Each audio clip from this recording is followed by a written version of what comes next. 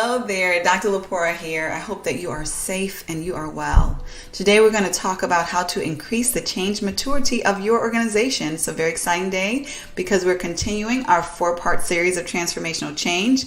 This is still obviously a very monumental time for the entire world. The entire world is going through a major transformation. We've kicked off our 4-part series with part 1, individual transition change. Part 2, we address the steps that are needed in order to develop an effective change leadership strategy. And thirdly, we address the 10 pitfalls that you need to avoid to successfully lead change. And lastly, now we're addressing ways to increase change maturity throughout your organization. ProSci has developed a change maturity model. This model illustrates what change maturity looks like at various levels. There are structural efforts that an organization should make to increase the organization's change maturity level. These are evidenced on a high level in this change maturity model that has been developed by ProSci. However, today we're going to talk about those foundational changes that will make such structural change maturity possible. So for one, if your organization wants to increase its change maturity, you should first focus on building a culture of continuous learning. Now, how do you do that? You ensure that learning is valued at every level of your organization. There's a recognition, if not reward, placed on individuals' learning. Individuals are encouraged, if not required, to learn best practices for their respective roles and areas of work. The standard that the American Society of Training and Development has set is 40 hours on average per year of learning per employee and team member. They would suggest that organizations with a continuous learning approach often train their employees, their team members, at least 40 hours per year. So beyond tactical ways to measure continuous learning is also recognized by a culture of openness and flexibility.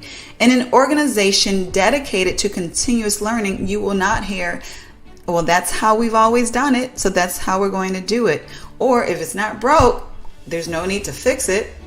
What you will hear is an eagerness to learn more. You will see an acceptance that things can always be better. You will see a habit of curiosity and even humility. Organizations of continuous learning understand that good is the enemy of great and that there are no perfect organizations. Therefore, there's always room for improvement. So they are consistently dedicated to learning those ways to improve.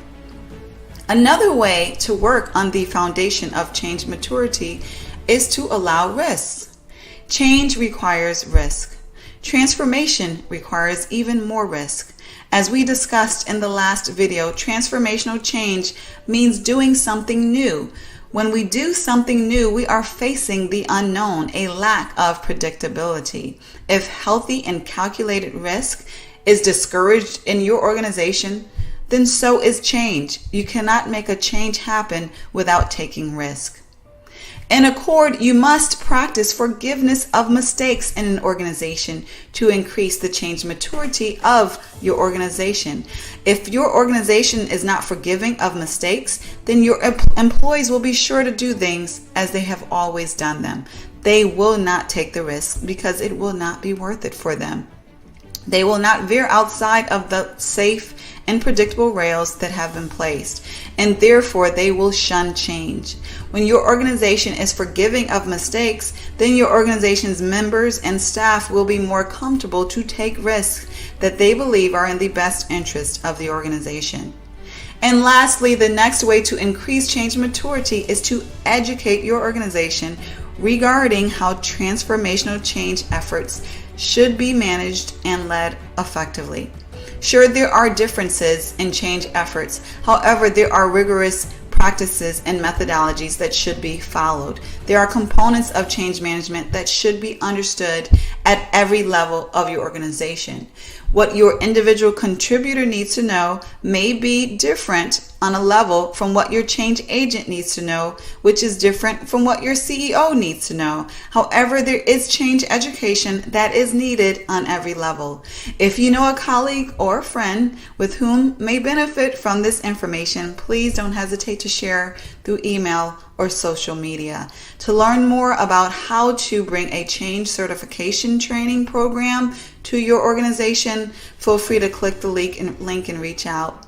Or to simply schedule the appropriate level change class for your organization, you can click the respective link. And also, don't hesitate to reach out if you would like an exploratory session with me regarding coaching for leadership or specifically making transformational change happen at your organization. I hope you well, wish you well on your transformational journey, and have a wonderful day.